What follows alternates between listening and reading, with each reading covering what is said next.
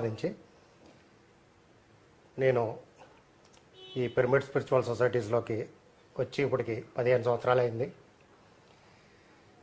మరి పత్రికారితో ఎన్నో అనుభవాలు, వారితో కలిసి దాదాపుగా 10 సంవత్సరాలుగా జర్నీ చేస్తూ ఉన్నాను.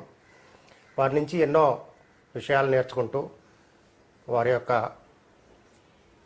స్వీయ అనుభవంలోంచి వాళ్ళు ప్రతి చోట వారి యొక్క మీటింగ్స్లో కానీ ఎక్కడైనా కానీ వారు ఎలా ఉంటారు, ఎదుటి వ్యక్తులతోటి ఎలా ఉంటారు అనేది ఎంతో గర్వించదగ్గ విషయం. అటువంటి ఏ గురువు కూడా మనకి నేర్పించకపోవచ్చు. నేను చూసిన వాళ్ళు ఎవరు కూడా అలా చెప్పలేదు. కానీ పత్రికారి విషయంలో ఇటువంటి విషయాల దగ్గర నుంచి నేను ఎన్నో నేర్చుకున్నాం. అలాగే స్వాధ్యాయం విషయంలో కానీ, మరి ఆనాపానసతి విషయంలో అయితే చెప్పక్కర్లేదు. మరి చిన్న చిన్న ధ్యానాలు చిన్న చిన్న లాభాలు, పెద్ద పెద్ద ధ్యానాలు పెద్ద పెద్ద లాభాలు అని చెప్తూ ఉన్నారు. మరి అటువంటిది ఎంతో సాధన ద్వారా మరి వారు నేర్పించిన చూపించిన మార్గం నుంచి ఎంతో జ్ఞానాన్ని కూడా తీసుకోవడం జరిగింది. మరి అలాగే కైలాసపురి కడతాల్ విషయంలోకి వస్తే 2007లో దాన్ని గురువుగారు ప్రారంభించడం జరిగింది. అక్కడ ఆ ప్రాజెక్ట్ని తీసుకుని 2009లో భూమి పూజ చేయటం దగ్గర నుంచి కూడా అక్కడ నాకు ఒక పాత్ర ఇవ్వటం జరిగింది. మరి ఆ చుట్టుపక్కల గ్రామాల్లో ధ్యాన ప్రచారం చేయటం కానీ, అక్కడ ఉన్న వాళ్ళకి ఈ పిరమిడ్ యొక్క విశేషంని అలాగే ధ్యాన యొక్క లాభాలని కూడా అక్కడ తెలియజేస్తూ దాదాపుగా ఒక 2 సంవత్సరాల పాటు నేను అక్కడ ధ్యాన ప్రచారం చేయడానికి నాకు ఒక అవకాశం ఇవ్వటం జరిగింది. దాని తర్వాత మరి కైలాసపూర్లో ధ్యానమ చక్రాలు ప్రారంభమైన దగ్గర నుంచి 2012 నుంచి ఈ రోజు వరకు కూడా, అంటే 2019 వరకు కూడా ఎన్నో మరి ధ్యానయజ్ఞాల్లో నా వంతు పాత్రను నేను పోషించాను. మరి నాకు ఇంత గొప్ప అవకాశాన్ని ఇచ్చిన గురువుగారికి ఎలా కృతజ్ఞతలు తెలియజేసుకున్నా కానీ సరిపోదు. కాబట్టి మరి వారు ఏమీ ఆశించట్లేదు మన దగ్గర నుంచి. ధ్యానాన్ని ఎలా అందరిలోకి తీసుకువెళ్తారు అన్నది ఒకటే చూస్తున్నారు. మరి అటువంటి గొప్ప అవకాశం ప్రకృతి మనకి ఇస్తూ ఉంది. ఆ ఇచ్చిన అవకాశాన్ని మనం సద్వినియోగం చేసుకోవాలి. అది చేసుకుంటూ ఉన్నాను నేనైతే ప్రత్యేకంగా. మరి నాలాంటి మాస్టర్స్ ఎంతోమంది ఉన్నారు ఇక్కడ భూమి మీద. ఈ పిఎస్ఎస్ఎం మూమెంట్లో కూడా, ఈ పిఎస్ఎస్ఎం మూమెంట్ ద్వారా వాళ్ళు ఎంతో ప్రచారం చేస్తున్నారు. మరి ఈరోజు పత్రికారి పక్కన కూర్చుని మాట్లాడే అవకాశం రావటం నాకు నేను అదృష్టంగా భావిస్తున్నాను. నమస్కారం సార్. అయ్యా బాబు నమస్కారం. మరి 30 సంవత్సరాల మన పిఎస్ఎస్ఎం మూమెంట్లో ఈ రోజున ఇంత గొప్ప అదృష్టం, ఎన్నో లక్షల మందికి మనం ధ్యానం నేర్పించడం జరిగింది. మరి ఒక వ్యక్తిగా మొదలయ్యి పత్రికారు ఈ రోజున ఇంతమందికి ఎలా నేర్పించగలిగారు? అటువంటి అవకాశం మరి పిరమిడ్ మాస్టర్గా మనకి అది ఎలా సాధ్యమవుతుంది? దాని గురించి కొద్దిగా వివరించమని చెప్పేసి కోరుతున్నాను. అలా జరిగిపోయిందంతా. నాకు చిన్నప్పటి నుంచే నలుగురు పోగేసుకొని నేర్పించడం అలవాటు నాకు. అది క్రికెట్ కానివ్వండి, లేకపోతే చదువులు కానివ్వండి,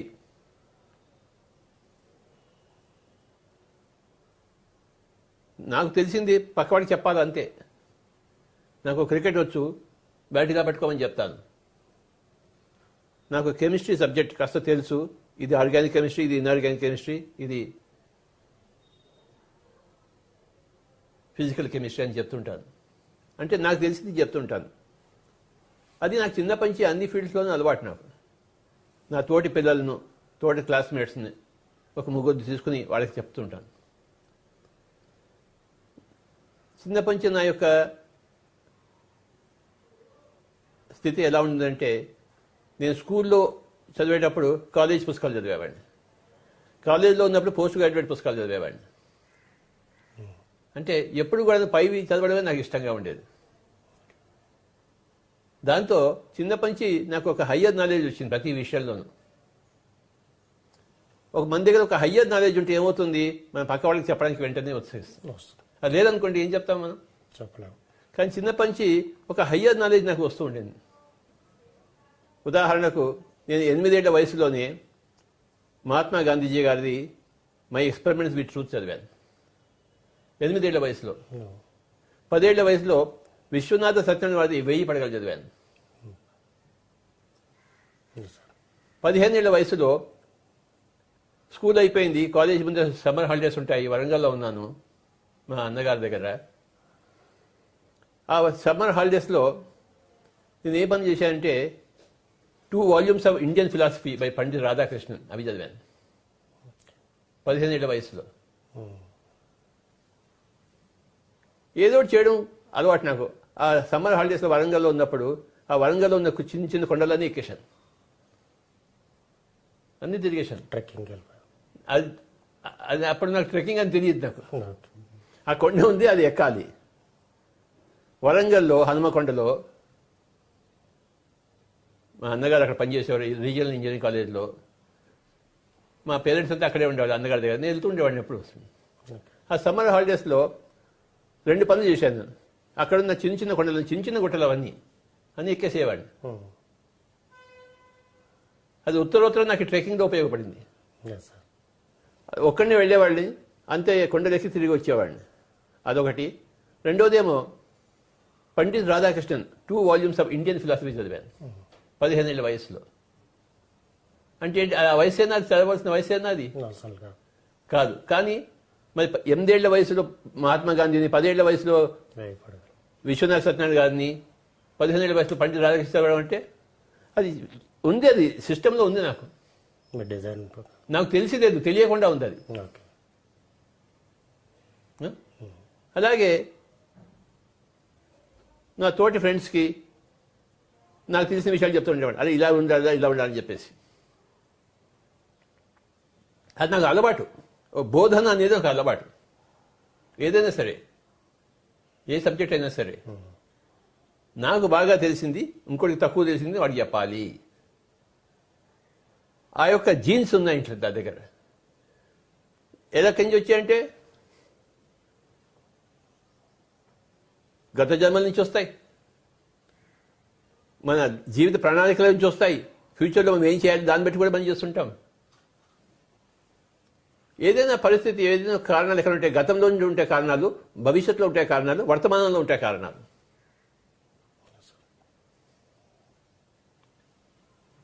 చిన్నప్పుడు నా వర్తమానంలో ఏంటి, నా అన్నగారు నాకు పెద్ద ఐడియల్. ఆయన గొప్ప మేధావి. ఆయన ఎప్పుడు క్లాస్లో ఫస్ట్, స్టేట్లో ఫస్ట్, మనమే క్లాస్లో మధ్యం. కనుక ఆ వర్తమానంలో ఉన్నాను, మా అన్నగారి వర్తమానంలో. కనుక నాకు స్టడీస్ మీద బాగా ఇంపాక్ట్ వచ్చింది. గతం నుంచి వచ్చి ఉంటుంది, ఎన్నో జన్మల నుంచి వచ్చే ఉన్నాం కదా మనం. సో గతం నుంచి వచ్చే కారణాలు ఉంటాయి, వర్తమానంలో ఉండే కారణాలు, భవిష్యత్తులో మనం ఏం చేయాలి దాన్ని బట్టి కూడా కారణాలు ఉంటాయి. ఒక పొలంలో మనం ఏ విత్తనం వేస్తాము, మార్కెట్లో ఏది బాగుందో చూసుకుని ఇది వేస్తే ఆ పంట టైంకి వచ్చేటప్పటికి ఆ రేట్ బాగుంటుందని తెలుసుకుని దాని ప్రకారం వేస్తాం కదా మనం. అంటే భవిష్యత్తు ప్రకారం మన వర్తమానంలో విత్తనాలు వేసుకుంటాం. కనుక ఏ మనిషికైనా కూడాను 3 రకాలు ఉంటాయి. ఒకటి వర్తమానంలో పరిస్థితులు బట్టి, రెండవదేమో గత జన్మల నుంచి వచ్చింది, మూడవదేమో ఆ పర్టికులర్ సోల్ యొక్క భవిష్యత్ ప్రణాళిక. నేను ఆ కొండలు ఎక్కుతున్నప్పుడు నన్ను ఎవరు చెప్పలేదు కొండలు ఎక్కమని చెప్పేసి. బయటికి వెళ్ళేవాడిని, ఏదో చేయాలి కదా సమ్మర్ హాలిడేస్, ఆ కొండలు ఎక్కి వచ్చేవాడిని. అలవాటు అయిపోయింది నాకు.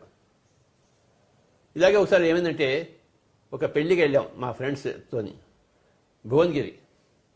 రవీందర్ రెడ్డి అని మా క్లాస్మేట్ అగ్రికల్చర్ కాలేజ్లో, వాడి పెళ్లి ఉండింది భువనగిరి. అక్కడికి వెళ్ళాము, చూసి ఆ పెద్ద కోట కనబడింది. ఓకే, అదే ఎక్కి వస్తాను రా అని చెప్పాను. అందరు కలిసి వెళ్ళాము, వచ్చాము. మొత్తం అంతా ఎక్కి దిగి వచ్చాము పెళ్లికి వెళ్ళేవాడిని. మళ్ళీ దిగి వచ్చిన తర్వాత మళ్ళీ నేను చెప్పాను, నేను ఇంకోసారి ఎక్కి వస్తాను, నాకు 100 రూపాయలు ఇస్తారా మీరు అని చెప్పేసి. ఎవడు ఎక్కలేదు అన్నాడు. ఎక్కి వచ్చిన తర్వాత మళ్ళీ అది ఎక్కాలి. సరే 100 రూపాయల కోసం మళ్ళీ ఎక్కి వచ్చాను నేను. మీరందరూ ఇక్కడ ఉండి పోయి వస్తుందని చెప్పేసి ఆ పైకి పోయి మరి తిరిగి వచ్చాను. అంటే నాకు అలవాటు అయిపోయింది ఆ కొండలు ఎక్కడం. మరి ఎన్ని ట్రెక్కింగ్ చేసాం అంటే ఆ భవిష్యత్తు చేసే ట్రెక్కింగ్ కోసం నా చిన్నప్పటి నుంచి నాకు ట్రెక్కింగ్ మొదలెట్టాను ఒకడిని కొండ ఎక్కడ రావడం. అలాగే భవిష్యత్తులో ఎన్నో పుస్తకాలు చదవాలి నేను, పిరమిడ్ స్పిరిచువల్ సోషల్ మూవ్మెంట్ కోసం. అందుకోసం చిన్నప్పటి నుంచే పుస్తకాలు చదవడం మొదలుపెట్టాను. అలాగే భవిష్యత్తులో ప్రపంచానికంతా బోధన చేయాలి నేను. కనుక చిన్నప్పుడే మా క్లాస్మేట్స్ పెట్టుకుని బోధన చేసేవాడు. బాగుంది చేశారు. అవును సార్. ప్రైవేట్ స్టడీస్ అని ఉండేవి కదా, అవును ప్రైవేట్ స్టడీస్ ఉండే సార్ అప్పుడు చాలా ఉండేదిలే. రాత్రంతా కూర్చొని చదువుకున్నాడు. చదువుకొచ్చేవాళ్ళు. సో ఆ బోధన అనేది ఆ జీన్స్ లో ఉంది. అలాగా ఈ 3 క్యారెక్టరిస్టిక్స్ ఏమిటి? ఒక ట్రెక్కింగ్ అనే క్యారెక్టరిస్టిక్, ఒక అడ్వెంచర్ అనే క్యారెక్టరిస్టిక్, ఒక పుస్తకాలు చదవడం, పెద్ద పెద్ద పుస్తకాలు. పండిట్ రాధాకృష్ణ అంటే మామూలు వాడా? వాయమ్మో. కనుక గాంధీజీ గారి పుస్తకం ఎందుకు చదివారు? ఫస్ట్ ఆయనలా నేను కూడా తయారు కావాలి అని అప్పుడు నాకు తెలియదు. అప్పుడు ఎలా తెలుస్తుంది మనకి? చిన్నప్పుడు మనకి ఏమీ తెలియదు, అవును సార్. ఎవరికి ఏమీ తెలియదు. కానీ పెరుగుతున్న కొద్దీ మన సంగతి మనకు తెలుస్తూ వస్తుంది. జీవితం అంటే ఏమిటాయి అంటే మన గురించి మనం తెలుసుకోవడమే మన జీవితం. మన గురించి మనకి ఎలా తెలుస్తుంటుంది? మన చర్య, ప్రతి చర్య వల్ల మనకి మన గురించి మనకు తెలుస్తుంటుంది. సో ఆ కొండలు ఎక్కడ వలన ట్రెక్కింగ్స్ చేశాను, పుస్తకాలు చదవడం వల్ల ఎన్నో పుస్తకాలు చదివాను. ఆ బోధన వల్ల 2 కూర్చోబెట్టుకుని ఇప్పుడు 1000 మందిని కూర్చోబెట్టుకుని చెప్తున్నాను. అది అలవాటు నాకు. అవును సార్. ఆ విధంగా పిఎస్సీ ముందుకు సాగింది బాబా. నేనేం చేయను, అవును సార్. నా చేతుల్లో లేదు అది. మీరు ప్రారంభించారండి. అంతా అలా జరిగిపోయింది కథ. వెనక్కి తిరిగి చూసుంటే ఓయబో ఇంత జరిగిందా అని తెలుస్తుంది. అవును సార్. అది సంగతి. బాగుంది. మీరు ఇందాడ అన్నారు చిన్నప్పుడు ఎవరికి ఏం తెలియదని. అంటే నేను నా చిన్నతనంలో నేను విన్నాను సార్, చిన్నవాళ్ళు భగవంతుడితో సమానం పిల్లలు అని చెప్పేసి అంటారు. వాళ్ళకి 5-6 సంవత్సరాలు వచ్చే వరకు ఆగు చిన్నవాళ్ళే కాదు, అందరూ భగవంతుడితో సమానం. పెద్దవాడైనా ముసలివాడైనా వాడు భగవంతుడే బాబా. వాళ్ళకి అక్కడి నుంచి కనెక్టింగ్ ఉంటది, అన్ని వాళ్ళకి తెలుస్తాయి. అందుకని వాళ్ళు ఏది చెప్పినా సత్యం అందరికి తెలుస్తుంది. అందరూ భగవంతులే. సార్. పుట్టినా భగవంతుడే, పుట్టకపోయినా భగవంతుడే, పెరిగినా భగవంతుడే, చావడానికి రెడీగా ఉన్నా భగవంతుడే, చనిపోయిన తర్వాత కూడా భగవంతుడే. అవును సార్.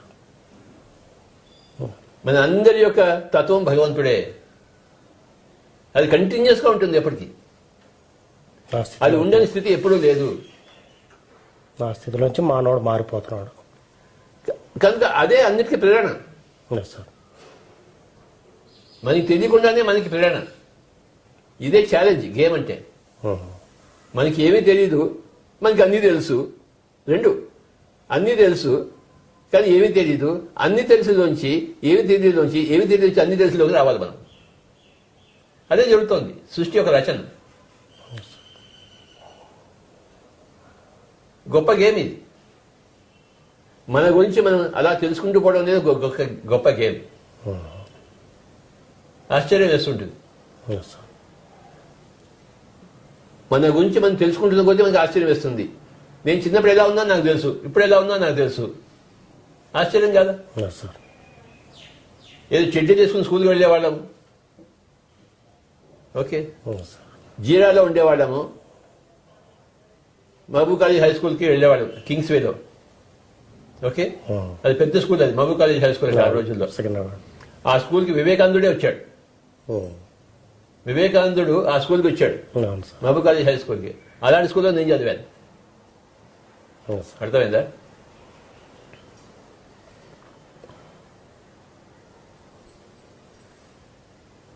ఆ రోజుల్లో జయంతిలాల్ అని క్రికెటర్ ఉండేవాడు. అతను కూడా ఆ స్కూల్ నుంచి వచ్చాడు. అది కూడా మాకు గొప్ప. మా స్కూల్ నుంచే జయంతిలాల్ వచ్చాడని చెప్పేసి, బౌలర్, హైదరాబాద్ బౌలర్. కనుక ఆ స్కూల్లో వెళ్ళి పొద్దున్న నడిచి వెళ్ళేవాళ్ళం కింగ్స్ వేలో. మధ్యాహ్నంకి చిన్న క్యారియర్లో ఇంత పెరుగన్నం, ఇంత ఆవకాయ ముక్క పెట్టుకునేవాళ్ళం ఇంటి నుంచి. నేను మా తమ్ముడు ఉండేవాడు, నాకన్నా 2 ఏళ్ళకి. వాడు బ్లడ్ క్యాన్సర్ వచ్చి పోయాడు వాడు 1964లో. మేమిద్దరం స్కూల్కి వెళ్ళి మధ్యాహ్నం అంతా కూర్చుని, మధ్యాహ్నం పక్కన క్లాక్ టవర్లో ఒక గార్డెన్ ఉంది, చూసావా? Clock tower. అక్కడ పోయి కూర్చుని మధ్యాహ్నం అంతా ఆ పెరుగన్నము ఆవకాయ తిని వచ్చేవాడు. ఎంత బాగుండేదో పెరుగన్నం ఆవకాయ, తెలుసా నీకు? తెలుసు. నాకన్నా ఆడుతుంటే ఆ టేస్టే వేరబ్బా. పెరుగన్నం ఆవకాయ గుర్తుంచుకో. మధ్యాహ్నం సమ్మర్లో ఇంకా బాగుంటుంది. నేను ఎప్పుడు వెళ్ళినా అటువైపు వెళ్ళాను, నాకు క్లాక్ టవర్ గడిన అవే గుర్తుకొస్తుంటాయి. నేను మా తమ్ముడు 2 ఏళ్ళ వాడు నాకన్నా తక్కువ వాడు. ఓకే. 1964లో వాడికి బ్లడ్ క్యాన్సర్ వచ్చింది. బ్లడ్ క్యాన్సర్ వచ్చి బాంబేలో జాస్లాక్ హాస్పిటల్, క్యాన్సర్ హాస్పిటల్లో 6 నెలలు ఉన్నాడు. మా అమ్మగారితో ఉండేవారు. వాడు ఎలా పోతాడు, బ్లడ్ క్యాన్సర్కి ఎవడు బతకాడు. ఆ రోజు ధ్యానం లేదు. ఉందా? లేదు సార్. నువ్వు వచ్చి చెప్పావా నాకు ఎవరైనా ధ్యానం ఉందని? లేదు సార్. ఎందుకు చెప్పలేదు నువ్వు? అప్పుడు తెలియదు సార్ ఎవరికి. నువ్వు వచ్చి చెప్పుండొచ్చు కదా. లేదు సార్. నీ దగ్గర నేను నేర్చుకునేవాడిని కదా. ఇంకా నేను పుట్టలేదు సార్ అప్పుడు. పుట్టలేదా? ఎందుకు త్వరగా పుట్టలేదు నువ్వు? నువ్వు పుట్టింటే ఎంత బాగుండేది. లేదు సార్. సో నేను కూడా చదువు మానేసి 6 నెలలు బాంబేలో ఉన్నాను. పొద్దున్నే క్యారియర్, ఇంటి నుంచి చెంబూరులో మా పెద్ద సిస్టర్ ఉండేది. క్యారియర్ తీసుకుని హాస్పిటల్కి వెళ్ళడము, క్యారియర్ తీయించడము, మళ్ళీ ఊరంతా తిరిగి రావడం, నడకను. బాంబే అంతా నడకడం తిరిగేది. నాకు నడక అలవాటు అయిపోయింది. ఇప్పుడు సహకార ర్యాలీలకు పనికొస్తుంది. ఇప్పుడు అన్నిటికీ పనికి వస్తుంది నడక. బాంబేలో ఒకసారి ఏమైంది తెలుసా? బాంబేలో చెప్పనా వద్దా? చెప్పండి సార్. కానీ ఇంకెవరికి చెప్పద్దు. అలాగే సార్. ఎందుకంటే ఎవరు వినొద్దు పిఎంసీ నుంచి. అలా తిరుగుతున్న రోజుల్లో నా దగ్గర ₹1.5 ఉంది జేబులో. సార్. ఏమి రూపాయి ఎంత ఉంది? ₹1.5. మామూలుగా అనుకుందా ₹1.5 అంటే? ₹100 సమానం సార్. అదే సంగతి. ₹1.5 ఉంది నా దగ్గర. ఫ్లోరా ఫౌంటైన్ దగ్గర ఉన్నాను నేను బాంబేలో. అక్కడ ఉండి నాకు ఆకలి వేసింది బాగా. హోటల్ కనబడింది, దోశ తిందామని వెళ్ళాను. ఫ్లోరా ఫౌంటైన్లో లోపలికి వెళ్ళాను, మంచి దోశ ఆర్డర్ చేశాను. సికింద్రాబాద్లో దోశ 4 పావలాయి అప్పుడు. నాకు అదే దృష్టిలో ఉంది. బాంబేలో అంతే ఉంటుంది అనుకున్నాను. సికింద్రాబాద్లో పావలా దోశ, అప్పుడప్పుడు పోయి తినేవాళ్ళం. అంతే ఉంటుంది అనుకున్నాను బాంబేలో. ఫ్లోరా ఫౌంటైన్లో హోటల్ అదిగి దోశ అని చెప్పాను. వాడు దోశ తీసుకొచ్చాడు. ఓకే, బిల్ తీసుకొచ్చాడు ₹1.5. నా దగ్గర ₹1.5 కూడా, ₹1 ఉండింది నా దగ్గర. ₹1 ఉండింది అనుకుంటాను. వాడు ₹1.5 బిల్ తీసుకొచ్చాడు. ఎక్కడి నుంచి తీసుకొచ్చాను? ఇప్పుడు నువ్వుంటే ఏం చేస్తావు చెప్పు? ఏం చేస్తావా? ఇప్పుడైతే కమ్యూనికేషన్ సార్, అప్పుడే కమ్యూనికేషన్ కూడా లేదు.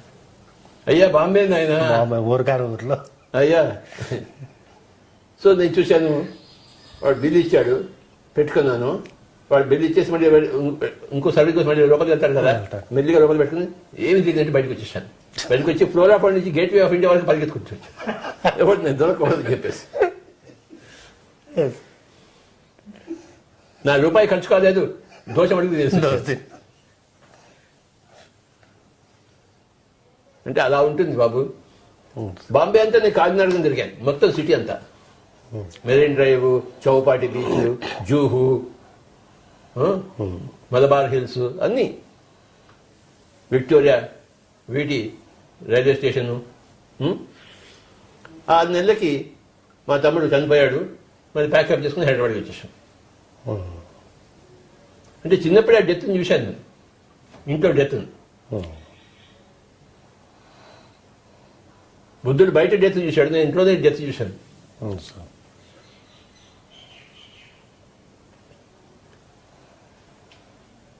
అది ప్రభావితం చేస్తుంది కదా అందరినీ.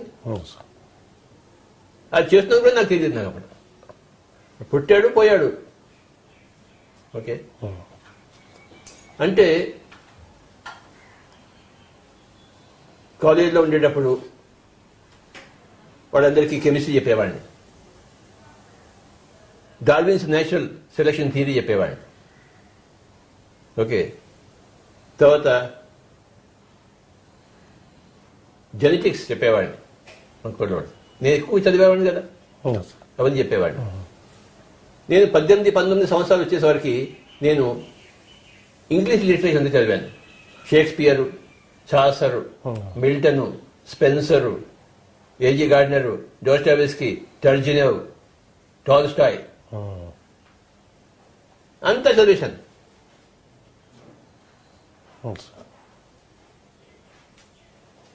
అంటే చదువుల మీద అంత ఇంట్రెస్ట్ నాకు. పుస్తకం దొరుకుతుందంటే నమిలేస్తాను అంతే. ఉత్తరోత్తర ఇన్ని పుస్తకాలు చదవడానికి ఇగో ఇప్పుడు ఈ శ్రీనివాస్ రెడ్డి గారు మా ఇంటి కింద ఉన్నారు, మా అల్లుడు గారు, నమస్కారం. ఆయన రోజుకు కొత్త పుస్తకం తీసుకొస్తుంటాడు. నా ప్రాణాలు తీసుకుంటాడు. ఇవి తీసుకుంటే నీకు నేను చదవకుండా ఉంటానా? మీకు ఇష్టమైన పని చేస్తున్నారు. రోజుకో కొత్త పుస్తకం తీసుకొస్తుంటాడు. మీరు లక్కీగా ఆయన చేతిలో ఇలా ఇరుక్కుపోయారు సార్ లాక్డౌన్ వల్ల. నా చేతిలో ఆయన ఇరుక్కున్నాడు, ఆయన చేతిలో నేను ఇరుక్కున్నా, నాకు ఇప్పటిలాగా అర్థం కావట్లేదు. లేదు పుస్తకాల చేతిలో ఇద్దరం ఇరుక్కుందామా? ఎన్నో కొత్త విషయాలు తెలిసినాయి సార్ చాలా మందికి. వయబో ఎన్నెన్నో కొత్త విషయాలు నాయన. Untold Sita and Yashodhara. కనుక నా చిన్నప్పటి జీవితం అలా జరిగింది. తర్వాత ఐఏఎస్ తీసుకోవాలని చదవడం మొదలుపెట్టాను. మా అన్నగారు ఏం చేశారు, అది నువ్వు ఐఏఎస్ చదవరా అన్నాడు. మా అన్నగారి మాట నాకు వేదం అప్పుడు. అందుకోసం అంతకుముందు నేను తెనాలిలో ఇన్కమ్ ట్యాక్స్ ఇన్స్పెక్టర్గా పనిచేశాను ఒక 10 నెలలు. ఇన్కమ్ ట్యాక్స్ ఇన్స్పెక్టర్ ఏంట్రా, నువ్వు వచ్చేసి హైదరాబాద్కి చదువు, ఐఏఎస్ చదువు అన్నాడు ఆయన. సరే దాన్ని రిజైన్ చేసి వచ్చాను. 1970లో నాకు income tax inspector examination pass అయ్యి ఇన్కమ్ ట్యాక్స్ జాబ్ వచ్చింది నాకు ఇన్స్పెక్టర్గా. ఆ జాబ్ వస్తే వాటిని వదిలిపెడతాడా? వదిలిపెట్టరు. నేను ఒక్కడే వదిలిపెట్టాను. 1970లో 1970 నా వయసు 23 సంవత్సరాలు ఉంటుంది. 23 1970 47 23 యువర్ రైట్. ఓకే, అది వదిలిపెట్టేసి ఇక్కడికి వచ్చేసి ఎంఎస్సీ అగ్రికల్చర్ చదువుతూ ఐఏఎస్ చదువుతూ 2 చదువుతూ మొదలుపెట్టాను. నా ఎంఎస్సీ అగ్రికల్చర్ 4 సంవత్సరాలు చేశాను. అంటే 2 సెమిస్టర్లు చదవకుండా ఉంటే 1 సెమిస్టర్ చదివేవాడిని. 2 సంవత్సరాలు పూర్తి చేయవలసింది 4 సంవత్సరాలు. ఎందుకంటే నేను ఐఏఎస్ కూడా చదువుతున్నాను కనుక. ఐఏఎస్ చదివేటప్పుడు పొద్దున్నే ఇక్కడే అంబర్పేటలో ఈ ఇంట్లోనే ఉండేవాడిని. అప్పుడు ఈ ఇల్లు లేదు, వేరే ఇల్లు ఉండేది ఇక్కడ. ఆ ఇల్లు తీసేసి ఈ ఇల్లు కట్టాము ఇక్కడ. నేను ఇక్కడి నుంచి యూనివర్సిటీ వెళ్ళేవాడిని, పొద్దున్న వెళ్ళేవాడిని. ఇన్ని వైట్ పేపర్ తీసుకుని పెన్ తీసుకుని ఉస్మానియా యూనివర్సిటీ లైబ్రరీ పొద్దున్న వెళ్తే మళ్ళీ రాత్రి వచ్చేవాడిని. అక్కడ ఏ పుస్తకం చదివితే ఆ పుస్తకం చదవడం రాయడం అంతే, లైబ్రరీలో అంతే. అలాగే సిటీ సెంట్రల్ లైబ్రరీ, ఇంకా ఎన్నో లైబ్రరీస్ ఉన్నాయి హైదరాబాద్లో, అన్ని తిరుగుతుండేవాడు. 4 సంవత్సరాలు తిరిగాను లైబ్రరీ చుట్టూ. ఎందుకంటే నాలెడ్జ్. దేనికంటే ఐఏఎస్ కోసం. ఐఏఎస్ రాలేదయ్యా, నాకు ఫెయిల్ అయిపోయాను. నాకు కోపం వచ్చింది. 4 సార్లు 5 సార్లు వెళ్ళాను, ఢిల్లీకి వెళ్ళాను ఇంటర్వ్యూకి. కానీ ఇంటర్వ్యూలో ఫెయిల్ అన్నారు. నాకు తిక్కరేగింది. నువ్వేంటి నాకు ఐఏఎస్ ఇచ్చి, నేనే ఐఏఎస్ పెడతానని చెప్పేసి ఇండియన్ ఆంధ్రప్రదేశ్ సర్వీస్ పెట్టాను. ఐపీఎస్కి వెళ్ళాను, పోలీస్ సర్వీస్కి. అప్పుడు కూడా ఫెయిల్ అయిపోయాడు. నువ్వేంటి నాకు ఐపీఎస్ ఇచ్చాను, నేనే ఇండియన్ పిరమిడ్ సర్వీస్ పెట్టాను. ఇండియన్ ఫారెస్ట్ సర్వీస్కి వెళ్ళాను. అక్కడ కూడాను ఢిల్లీలో వాకింగ్ టెస్ట్ ఉండింది. 4 కిలోమీటర్స్ 1 గంటలో నడవాలి. ఆ వాకింగ్ డిస్టెన్స్ చేసాం. All India institute medical science medical checkup అయింది, అన్ని పాస్ అయ్యాయి. కానీ ఇంటర్వ్యూలో ఫెయిల్. ఎంత అవమానమయ్యా నాకు. నా లాంటి ఎదవ జీవితం ఎవరికి రాకూడదు. ఢిల్లీకి వెళ్ళడము, ఓడిపోయి రావడము, ఢిల్లీకి వెళ్ళడము, ఓడిపోయి రావడము. ఇక్కడ హైదరాబాద్లో ఎవరికి మొహం చూపించలేదు, ఎందుకంటే ఓడిపోయి వచ్చాను కదా. నువ్వు ఎప్పుడు ఓడిపోలేదు కదా దేంట్లోనూ. చాలా ఓడిపోయాను. పోయా, నా అంతా ఎప్పుడు నువ్వు ఓడిపోలేదు. అందరికన్నా ఎక్కువ ఓడిపోయింది నేనే. మేనేజ్మెంట్ ఇన్స్టిట్యూట్స్కి వెళ్ళాను, అహ్మదాబాదు, కలకత్తా. ఇంటర్వ్యూకి వెళ్ళాను, ఫెయిల్ అయ్యి వచ్చాను. ఐఏఎస్కి వెళ్ళాను, ఫెయిల్ అయ్యి వచ్చాను. అందరికీ ఫెయిల్ అయ్యాయి. అర్థమైందా? కనుక నా నరాలు ఫెయిల్యూర్ ఎక్కువైంది. ఫెయిల్యూర్ ఇది స్టెప్పింగ్ స్టోన్ ఫర్ సక్సెస్ అన్నారు. ఇప్పుడు అర్థమవుతోంది నాకు. అప్పుడు ఎవరిని అర్థం కాదు. అప్పుడైతే ఉడిపోసుకుందాం అనేది. ఏమయ్యా పాస్ అయ్యావా అని అడిగాడు మా వాళ్ళంతా, మా ఫ్రెండ్స్ అంతా, రిలేటివ్స్. అనేవాడిని. నీ బతుకు అంతే అన్నారు. మా అన్నగారు పెద్ద మేధావి. నేనేమో ఐఏఎస్ అవుతానికి మా అన్నగారి కోరిక, కానీ మా అన్నగారి కోరిక తీరలేదు. అర్థమైందా? కానీ జీవితం నడుపుకుంటూ వచ్చాను. సూసైడ్ చేసుకోలేదు నేను. ఒకసారి సూసైడ్ చేసుకుందాం ప్రయత్నించాను. స్కూల్ అయిపోయిన తర్వాత 1963లో ఎంబీబీఎస్లో సీట్ రాలేదు నాకు. అప్పుడు జీరాలో ఉండేవాళ్ళం. ట్యాంక్ బండ్ మీద పొద్దునే వెళ్ళాను 4:30 కల్లా. అలా తిరిగాను, ఎవరు లేడు అక్కడ ట్యాంక్ బండ్లో. దూకుదాం చూశాను. ఎంబీబీఎస్లో సీట్ రాస్తే ఇంకెందుకు అదో బతుకు? ఏమే ఎంబీబీఎస్లో సీట్ రాకపోతే ఇంకెందుకే బతుకు? నువ్వే చెప్పు. ఎంత అవమానం. దూకుదాం ట్రై చేశాను పొద్దున్నే 4:30కి. కానీ నాకు చంద్రుడి అసలు పడవు. నాకు నేను వేడి నీళ్ళు స్నానం చేయాలి. అక్కడ వేడి నీళ్ళు అన్ని చల్ల నీళ్లు. నాయన వద్దు, ఈ చల్లటి చావు వద్దు, నాకు వేడి చావు కావాలని చెప్పేసి మళ్ళీ వచ్చేసాను. అప్పటి నుంచి ఎంబీబీఎస్ అంటే పెద్ద క్రోధం. నువ్వేంటి నాకు ఎంబీబీఎస్ ఇచ్చేది, నా ఎంబీబీఎస్ నేనే పెట్టుకుంటే చెప్పేసి ఎంబీబీఎస్ అంటే bachelor of meditation, bachelor of spirituality meditation. అంటే నేను ఎట్లెందులో ఫెయిల్ అయ్యాను అవన్నీ నాకు విధంగా నేను మార్చుకోను పోరా అని చెప్పేసి. నువ్వేంటి నాకు చెప్పేది, నేనే నీకు ఇస్తాను ఎంబీబీఎస్ డిగ్రీ. అలా జరిగింది. ఏం చెప్పంటే కడుపు చించుకుంటే కాళ్ళ మీద పడుతుంది ఆయన. నువ్వు అలాంటి ప్రశ్నలు అడిగావేంటి నన్ను? అందరి మధ్య అందరు ఏమనుకుంటారు చూసేవాళ్ళు అందరూ, నీ జీవితం ఇలా తగలబడిందా అని. ఎంత రేపంటే నీ ఊర్లో తిరగలేదు నేను లాక్డౌన్ తర్వాత. ఏదో మంచి ప్రశ్నలు అడుగును.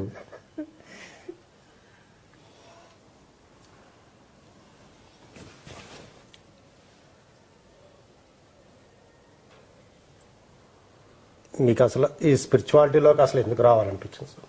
స్పిరిచువాలిటీలో చాలా రకాలు ఉన్నాయి, కానీ ఆనాపానసతినే ఎందుకు పట్టుకోవాలనుకున్నారు? అవన్నీ తెలియదు నాయన. 1966లో మేము విద్యానగర్లో ఉండేవాళ్ళం. మా ఇంటి పక్కన ఒక యోగా సెంటర్ ఉంది విద్యానగర్లో. ఓ రోజు కాలేజీకి వెళ్తుంటే యోగా సెంటర్ బోర్డు కనబడింది విద్యానగర్లో. ఏంటో చూద్దాం వెళ్ళాను. నాకు అంత క్యూరియాసిటీ. ఏ పుట్టలో ఏ పాము ఉందో ఇలా గెలికేవాళ్ళం అనమాట. ఆ యోగా సెంటర్కి వెళ్ళాను 1966లో. మా ఇంటి పక్కన గల్లీలోనే ఉండేది విద్యానగర్లో. వాళ్ళు ఏం చేశారు, యోగాసనం నేర్పించారు, రకరకాల ఆసనాలు. వాడు నేర్పించారు, నేర్చుకుంటారు. నాకు నేర్చుకోవడం అలవాటు. ఏదైనా సరే, క్రికెట్ అయినా, చెస్ అయినా సరే, సంగీతం అయినా సరే.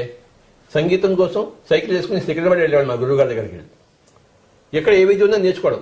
ఇక్కడ యోగాసనం, యోగా కేంద్రం వెళ్ళాను. ఆసనాదాన్ని నేర్చుకున్నాను. 6 నెలలు వెళ్ళాను. తర్వాత సూత్రనేతి ఉంటుంది, వస్త్రనేతి, జలనేతి. జలనేతి అంటే ఓ పెద్ద పీపాలో నీళ్ళని తాగేసేది, మళ్ళీ బయటికి కక్కేది. వస్త్రనేతి అంటే పెద్ద వస్త్రం అంతా మింగేది, మళ్ళీ మెల్లిమెల్లిగా లాగేసేది. సూత్రనేతి అంటే ఇక్కడి నుంచి ఒక సూత్రం, ఒక దారం పెట్టి మళ్ళీ నోట్లో నుంచి బయట తీసి ఇలా ఇలా చేసేది. ఇవన్నీ చేశాను. చాలా కష్టం అయ్యోయ్, మళ్ళీ తుమ్ములు వచ్చేవి. చేసావా? కనుక తర్వాత వాళ్ళు ఇంకేం చేశారు, వాళ్ళు ఈ గోధుమ మొలకలు ఉండేవి. ఆ గోధుమ మొలకలు తినేవాళ్ళం. తిని చచ్చాను యథావతి. 6 నెలలు అయిపోయింది. అక్కడ అన్ని నేర్చుకున్నాను. ఇక్కడ ఇంకేమైనా ఉందా అని అడిగాను. ఇక్కడ ఇంతే అయిపోయింది అన్నారు. యోగా సెంటర్ 1966 అయిపోయింది. నేను చేతులు దుక్కుని వచ్చేసాను. మరి ఇంకెళ్తున్నాను. ఇంకెక్కడో ట్రాన్సెండెంటల్ ద మెడిటేషన్ మహేష్ యోగి. ఆ రోజుల్లో అది ఎక్కువ. అక్కడికి వెళ్ళాను. అక్కడ చెప్పారు, నీకు మంత్రం ఇస్తాను, ఎవరికి చెప్పకూడదు అన్నారు. నేను నీకు చెప్తున్నా కానీ నువ్వు ఎవరికి చెప్పకు. నాకేం చూడ చెప్పండి, షిరింగ్ అని చెప్పారు. షిరింగ్ షిరింగ్ షిరింగ్ షిరింగ్ అనుకుంటూ 2 నెలలు కూర్చున్నాను. నాకు బోర్ కొట్టింది. నాకు అర్థమైందా? ఈ మంత్రం నువ్వు ఎవరికి చెప్పకు. నువ్వు అలాగే చెప్తావా? చెప్పండి. ఆల్రెడీ అయిపోయింది సార్, సీక్రెట్ ఓపెన్ అయిపోయింది. అది చేశాను. సో యోగాసనాలు అయిపోయాయి, మంత్రం అయిపోయింది. ఎక్కడ ఏదంటే అక్కడ వెతుకుతున్నాను. ఇది కావాలని తెలియదు, ఏది వద్దో ఏది కావాలో తెలియదా, కానీ అలా వెళ్తున్నాం అంతే. ఒకరోజు చిక్కడపల్లిలో బ్రహ్మకుమారి ఉండింది, బోర్డు కనబడింది. అదేమిటో చూద్దామని వెళ్ళాను. బ్రహ్మకుమారి. అక్కడికి వెళ్తే ఒక రెడ్డి గారు పెట్టారు, ఇలా చూస్తుండమని చెప్పారు. కళ్ళు విప్పే త్రాతకం. కొంచెం చేసిన కళ్ళ మన మంట వచ్చింది. వద్దర నాయన, నువ్వు వద్దు, నీ చిక్కడపల్లి వద్దు, నీ బ్రహ్మకుమారి వద్దు అని చెప్పేసి ఒకటే రోజుకి వచ్చేసాను. పుస్తకాలు కొన్నాను. ఆయన ఒరిజినల్ ఫౌండర్ బ్రహ్మబాబా. ఆయన ఏం చెప్పాడు, నాకు పుస్తకాలు అలవాటు. ఆయన దగ్గర పుస్తకాలు కొన్నాను. బ్రహ్మకుమారి అవి చాలా బాగా నచ్చింది నాకు. బ్రహ్మబాబా ఆయన జీవిత చరిత్ర అంతా చదివాను. చాలా చాలా బాగుంటుంది. ఆయన గ్రేట్ మాస్టర్. ఆయన నాకు పుస్తకం చదవడం అలవాటు, కానీ ఆ బ్రహ్మకుమారి దగ్గర మళ్ళీ పోలేదు నేను. అలాగే ఒకసారి ఏమైంది, హైదరాబాద్లో ఇక్కడ గోయింకాది ఒకటి ఉంది, తెలుసా నీకు? విపස්සన కదా. ఆ రోజుల్లో గోయింకా కూడా బాగా ఉండేది. సరే వెళ్దామని వెళ్ళాను. 10 రోజులు అంట వెళ్ళాను. రామచంద్ర భలే డిసిప్లిన్ ఉండేది. మనకి అసలు డిసిప్లిన్, నా అంత చెత్త కూడా ఎవరు లేడు. మనకి డిసిప్లినే లేదు. మనకి ఎవరితో మాట్లాడకూడదు, రాత్రి పడుకోవాలంట, నిద్ర రాకపోతే పడుకోవాలంట. ఎలా పడుకుంటావు? 10 రోజులు ఉండాలంట మౌనంగా. నాకు ఒక్క రోజుకే తిక్కలేగింది. నాకు పెట్టే బెడ పట్టుకుని వచ్చేసాను. మనకి ఎక్కడ కుదురు లేదబ్బా. నచ్చితే చేస్తాము, నచ్చకపోతే చేయము. Yes sir.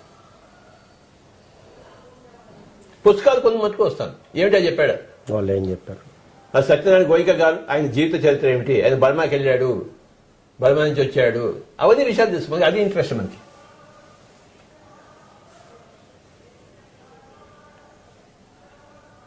హైదరాబాద్ ఉండేటప్పుడు నాకు పెద్ద అలవాటు ఉండేది.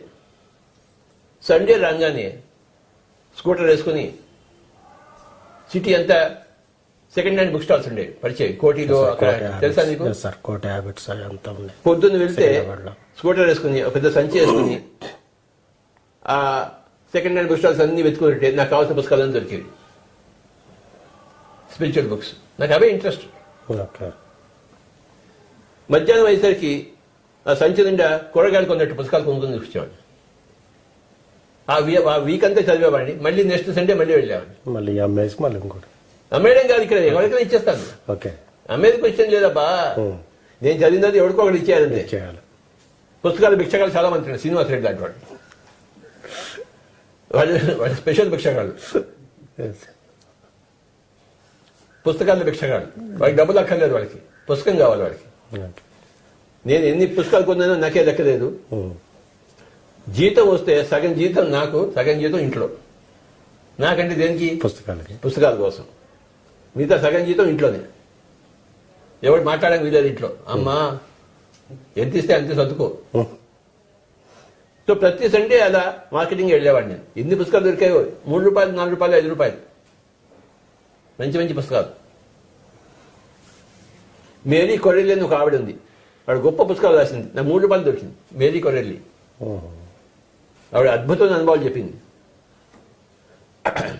ఒకసారి ఆవిడ షిప్లో వెళ్తుంటే ఒక పెద్ద షిప్ అంతా కనబడింది ముందర. ఆ షిప్లో చాలా మంది ఉన్నారు, కొన్ని వేల మంది ఉన్నారు.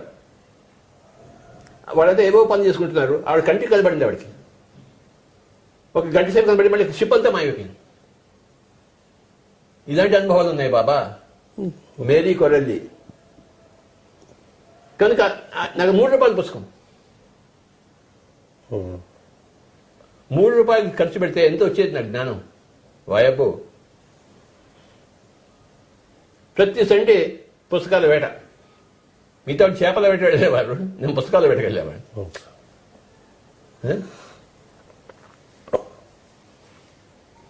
ఉస్మానియా యూనివర్సిటీ కొన్ని పుస్తకాలు దొంగలించాను తెలుసా నేను. నాకు కావాల్సిన పుస్తకం దొరుకుతుంది అనుకో, ఇక్కడ పెట్టుకుని వచ్చేసాడు. ఎవరు చెప్పద్దు. చెప్తావేంటి? చెప్పండి సార్. చెప్పాలంటే నీ ఇంటి మీద బాంబేస్తాను. అలాగే నేను అసలే రాయలసీమ వాడిని. చెప్పండి సార్. 1975లో రాయలసీమ వెళ్ళాను. తెలంగాణ వాళ్ళు పెట్టేసి అక్కడంతా బాంబులే వస్తారు, జాగ్రత్త. నేను అక్కడ పెరిగినవాడిని. ఇక్కడ తెలంగాణలో పుట్టినా రాయలసీమలో పెరిగినవాడిని. అక్కడ పెరిగా. అర్థమైందా? నా దగ్గర రాయలసీమ కల్చర్ చాలా ఉంది. ఇక్కడ పుస్తకం పెట్టుకుని వచ్చేసామండి, ఎవరికి తెలియనట్టు.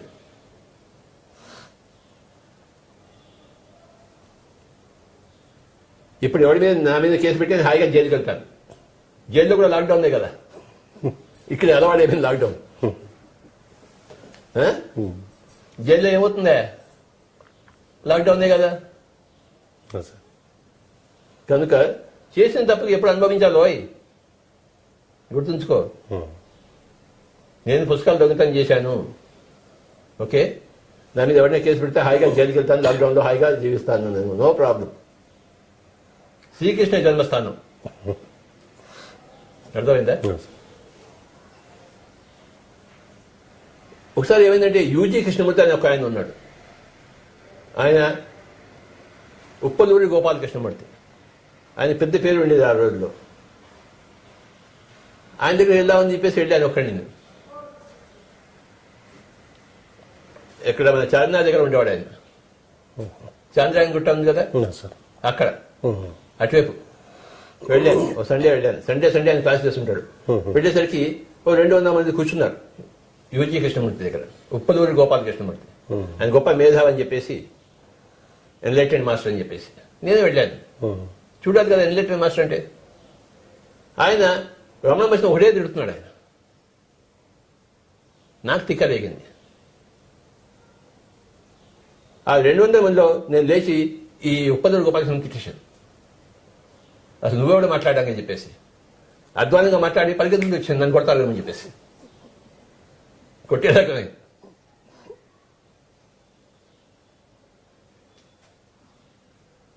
ఉప్పులూరు గోపాలకృష్ణ పడితే ఆ రోజులో మనం రిబెల్ మనం అర్థమైందా ఎవరికి లెక్క చేసేవాళ్ళం కాదు తిట్టడం అంటే తిట్టడమే నీకు తెలుసు కదా నా తిట్టడం గురించి నిన్న ఎప్పుడైనా తిట్టానా కొట్టారు కూడా సార్. కొట్టానా ఎవరు చెప్పగా బాబు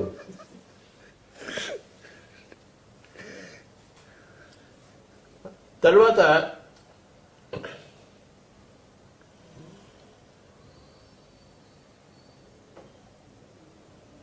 '83లో నేను 83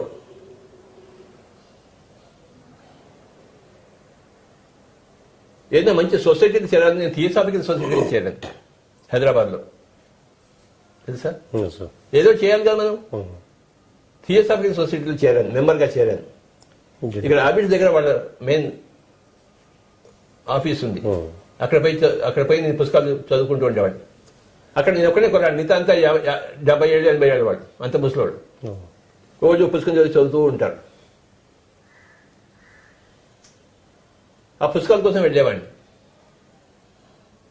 తర్వాత కొన్ని రోజుల తర్వాత ఇక్కడ మూడు బ్రాంచెస్ నేను స్థాపించాను హైదరాబాద్ సిటీలో థియోసాఫికల్ సొసైటీ తెలుసా నీకు తెలుసు ఈ హైదరాబాద్లో 3 సొసైటీని స్థాపించాను నేనే మన ఉప్పల్ దగ్గర ఒకటి తర్వాత సికింద్రాబాద్లో ఒకటి ఇంకో చోట 3 బ్రాంచెస్ నేనే స్థాపించాను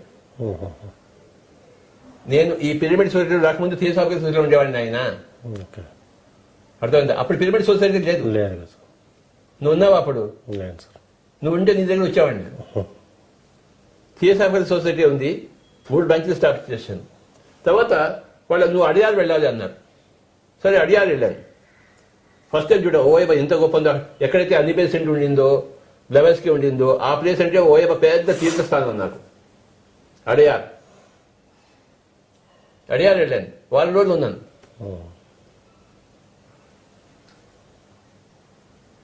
నైన్టీన్ 86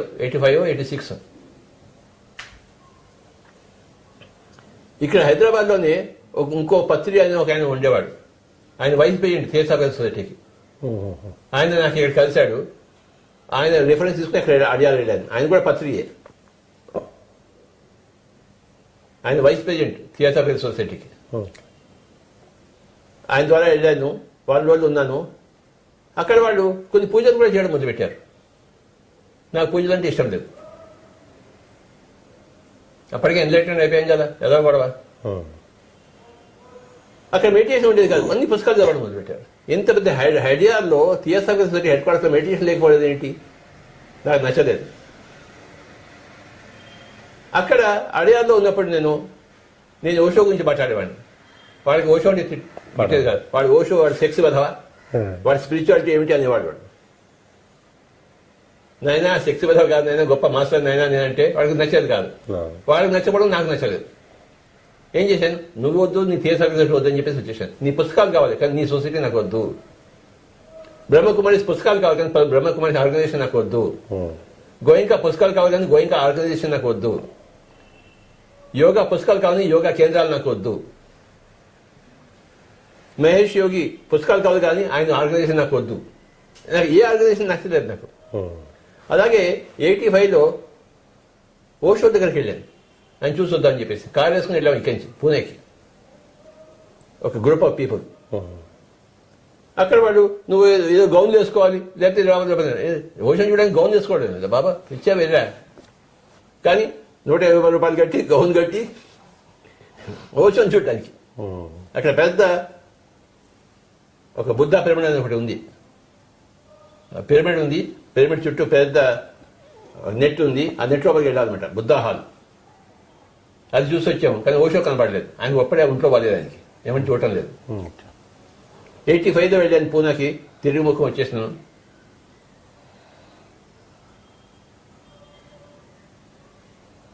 అప్పటికే మన వాళ్ళకి హైదరాబాద్ గ్రూప్లో చాలా మంది థర్డ్ డే ఎక్స్పీరియన్స్ ఉన్నాయి అక్కడ ఓషో వాళ్ళని అడిగాను మీకు ఏమైనా థర్డ్ డే ఎక్స్పీరియన్స్ అండి థర్డ్ డే అంటే అంతా బూటకం ఉన్నారు వాడు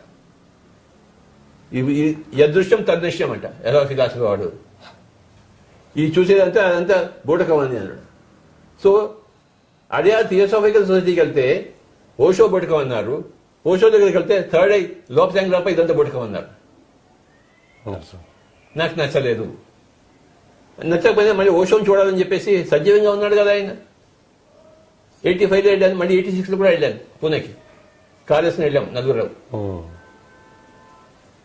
ఆ గౌన్లకి డబ్బులంతా ఇచ్చేసి లోపలంతా తిరిగి వచ్చాం, కానీ ఓషో లేదు అక్కడ. థర్డ్ డే అనుభవం ఎవరికి అక్కర్లేదు. వాడికి బాగా ఎగరడం కావాలంతే, మ్యూజిక్ పెట్టుకుని ఎగరడం కావాలి. డైనమిక్ మెడిటేషన్ అంటే మ్యూజిక్ పెట్టుకోవాలి, ఎగరాడాలి బాగా. నాకేమో ఎగరడం రాదు.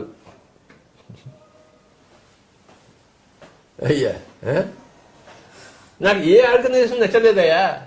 ఏం చేయమంటావు నన్ను? అన్నిటిని రంగరించి అంటే ఎన్ని చోట్లకి వెళ్ళాను చూడు నేను. ఆల్మోస్ట్ గా ఉన్నాయన్ని తిరిగేశారు సార్. నాకు నచ్చలేదు. రామకృష్ణ మిషన్కి వెళ్ళేవాడిని.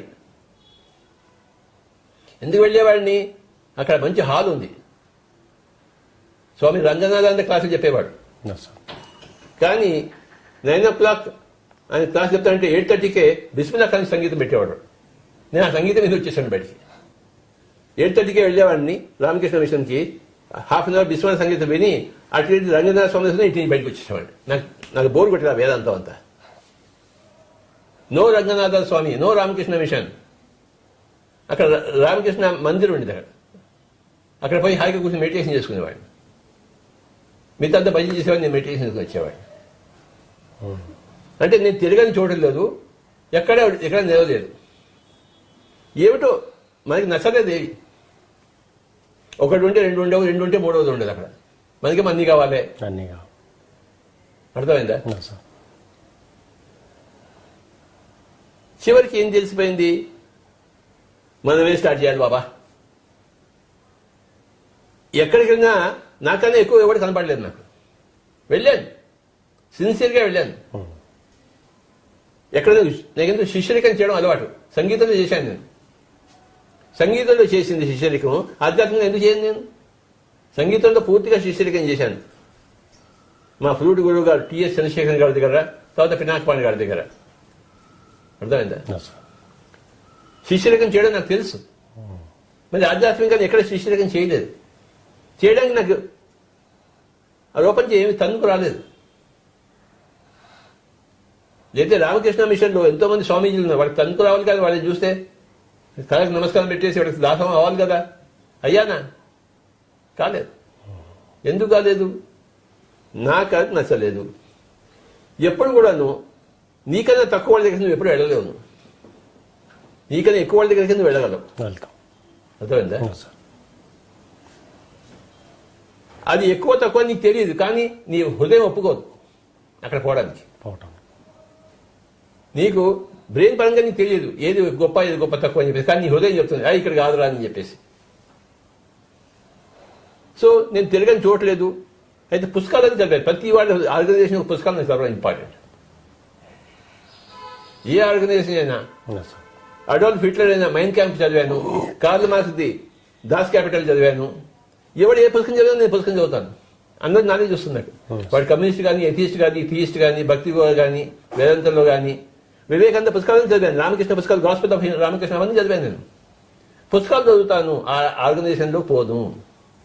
ఓషో పుస్తకాలు చదివాను. ఇంకోసారి ఏమైందంటే యోగానంద పరమహంస గురించి తెలిసింది.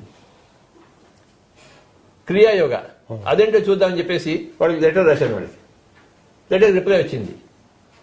ఇది లెటర్ రూపంగా మేము చెప్పము, ఇది స్ట్రిక్ట్ సీరియస్ ప్రైవేట్గా చెప్తాము, మీరు రాంచీకి రావాలన్నాడు. నా బొంత నేను ఎందుకు చెప్తాను రాంచీకి? నాకు ఇక్కడ చెప్పండి అని చెప్తాను. మళ్ళీ పుస్తకం లెటర్ రాశాను. మళ్ళీ వాళ్ళు రిప్లై ఇస్తే లెటర్కి రిప్లై ఇస్తారు. ఒక సంవత్సరం పెట్టు లెటర్లని గడిచాయి నాకు రాంచీకి. క్రియాయోగం అంటే నాకు తెలుసుకోవాలి కదా. వాళ్ళు సీక్రెట్ సీక్రెట్ సీక్రెట్ అని నాకు ఇది సీక్రెట్ అర్థం కాలేదు. నాలాంటి వాడు శిష్యుడు నీకెక్కడ దొరుకుతాడు అసలు? నాలాంటి వాడు నువ్వు చెప్పకపోతే నువ్వెందుకు అక్కడ పనికి మానేవాడివి, రాంచీ వాడివి? నో.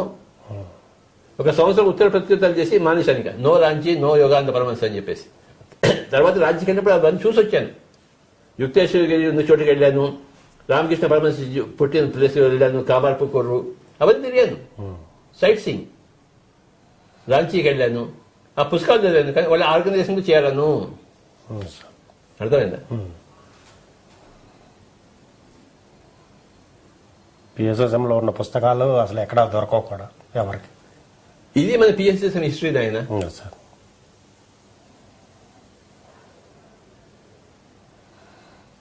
అలా ఎన్నో సంవత్సరాలు గడిచిపోయింది నా జీవితంలో. చివరికి ఒకరోజు పిఎస్ఎస్ఎం బోర్డు దొరికిందా, నమస్కారం పెట్టి అందులో చేరాను నేను. ఏదో కొత్తగా ఉంది పిరమిడ్ మూవ్మెంట్ అంటే ఇందులో చేద్దామని అందులో చేరి అందులో మెంబర్ అయిపోయాను. ఖాయం అయి వేసుకున్నాను. కర్నూలులో ఖాయం చేసుకున్నాను. కర్నూలులో షౌరీ గారి ఇంట్లో ఉండేవాడు. ఆయన పుస్తకాలు బాగా చదివాడు. ఆయన దగ్గర పెద్ద ర్యాక్స్ అండ్ ర్యాక్స్ పుస్తకాలు ఉండేవి. ప్రిన్సిపల్ లోకల్ స్కూల్లో, మేరీస్ హై స్కూల్లో. ఆయన దగ్గర నేను ఫస్ట్ టైం లోక్సింగ్ రంపా గురించి చదివాను. సేతు పుస్తకాలు ఆయన దగ్గరే ఫస్ట్ చదివాను.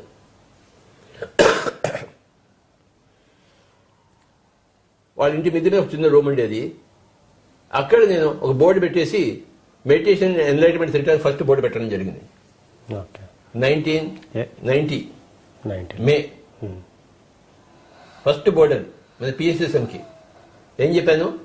Meditation and enlightenment centre. రెండు వర్డ్స్. ఎవడో ఒకడు పనికి వాడు వచ్చాడు, గడ్డ నీళ్ళు లాంటి గడ్డ మాసిన వాడు దొరుకుతాడు కదా నీలాంటి వాడు. ఎవడో ఒకడు వాడిని కూర్చోబెట్టి వాడి దుప్ప తించేవాడిని. సెంటర్ పెట్టాను, ఒకటే board, meditation and enlightenment centre. ఈ రెండు వర్డ్స్ నేను చెప్పాలని చెప్పేసి మా అక్కడ శౌరి గారి ఇంటి పక్కనే ఒక లెటర్ ప్రెస్ ప్రింటింగ్ ఉండేది. లెటర్ ప్రెస్ తెలుసు కదా, ఆప్షన్ కాదు, చిన్న చిన్న తీసిలా పెట్టి ప్రింట్ చేస్తారు, ఓల్డ్ స్టైల్. అందులో ఒక చిన్న కాగితం ప్రింట్ చేశాను అనమాట. ఏది? What is meditation, what is enlightenment. రెండే. మెడిటేషన్ అంటే ఏంటి నాకు తెలిసింది. అందులో ఆ లెటర్ ప్రెస్ లో ప్రింట్ చేసి కాగితాలు పంచి దగ్గర పెట్టుకున్నాను. మెడిటేషన్ సెంటర్ అని చెప్పేసి కర్నూలు. అలా స్టార్ట్ అయింది పిఎస్ఎస్ఎం. శౌరి గారి ఇంటి మీద ఒక రూమ్లో ఒక బోర్డు పెట్టుకుని మెడిటేషన్ అండ్ ఎన్లైటన్మెంట్ సెంటర్ అని ఒక చిన్న కాగితం తయారు చేసుకుని what is meditation, what is enlightenment. అది ఇప్పటి ఇక్కడ ఇంతదాకా వచ్చిందా. ఆ శౌరి గారికి నా యొక్క నమస్కారాలు. ఆయన పైలోకాలు, ఊర్ధ్వలోకాలు, ఒకే సత్యలోకంలో ఉన్నాడు ఆయన. అంతటి గొప్ప మహామనిషి ఆయన ఎన్జి శౌరి. నాకు గొప్ప మిత్రుడు, ఆధ్యాత్మిక మిత్రుడు, నెంబర్ 1 మిత్రుడు.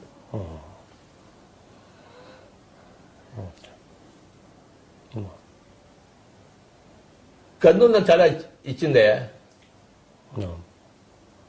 కర్నూలులో నాకు అన్నీ దొరికాయి. నాకు తెలంగాణలో ఏం దొరకలేదు. నీ తెలంగాణలో ఇక్కడ పుట్టి పెరిగాను కానీ నాకేం దొరకలేదు. నాకు కర్నూలు అన్నీ దొరికాయి. కర్నూలులోనే రామచంద్రారెడ్డి అని మా ఫ్రెండ్ అన్నపాన్స్ దొరికింది. ఎన్జి శౌరి గారు గొప్ప ఫ్రెండ్ దొరికారు. అక్కడే సదానంద యోగి గారు దొరికారు. అక్కడే బీవిరెడ్డి గారు దొరికారు. అక్కడే ఫస్ట్ పిరమిడ్ వచ్చింది. కర్నూలు నిర్ణయించుడు.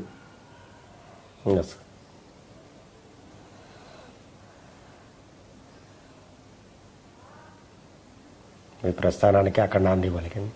కర్నూలుకి నమస్కారం పెట్టుకుంటూ ఇంకా చాలా ఇంకేమైనా ఉందా?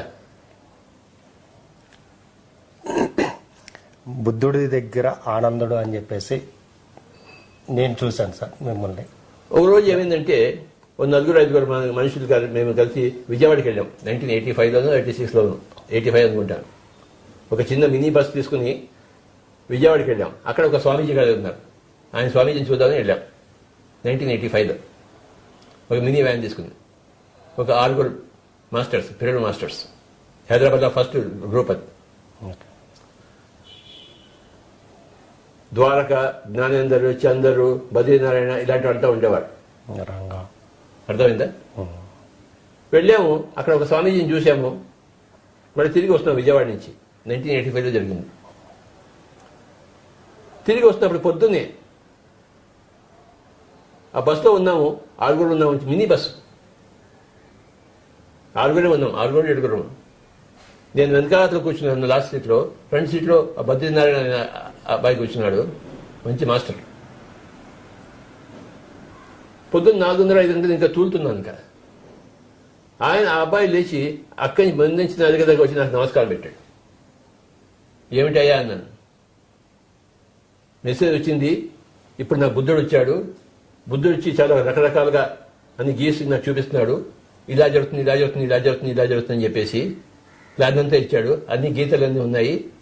ఆయన సగం చెప్పాడు, నాకు సగం అర్థం కాలేదు, కానీ బుద్ధుడు వచ్చాడు చెప్పాడు. బుద్ధుడు చెప్పాడు మీరే ఆనందుడు అని చెప్పేసి. నాకు ఫస్ట్ ఇన్ఫర్మేషన్ ఇచ్చింది ఆ అబ్బాయి. నాకు అర్థం కాలేదు, నేను ఆనందం అంటే నాకు ఎంత పెద్ద తేడా ఉండాలిగా, ఏం లేదు ఇక్కడ. ఈ చెవిలోంచి విన్నాను, ఈ చెవిలోంచి వదిలిపెట్టేశాను, ఏది పట్టుకోను నేను. ఏది థియరీగా వింటాను కానీ ప్రాక్టికల్స్గా నాకేం తెలియదు.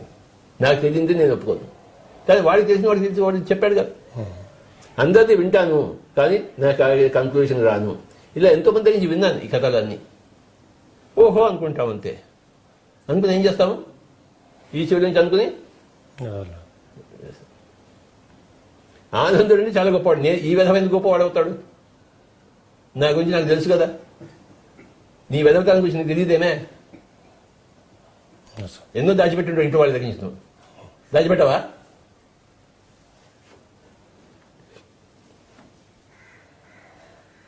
నాకు తెలుసు నా పనికి మందుతాను, అంత గొప్ప ఆనందుడు నేను అవుతాను. కానీ వాడు చెప్పింది అపనమ్మకం లేదు, వాడు చెప్పింది కరెక్టే. ఓకే, నేను విన్నది కరెక్టే, కానీ నాకు దానికి సంబంధం లేదు. అది సంగతి.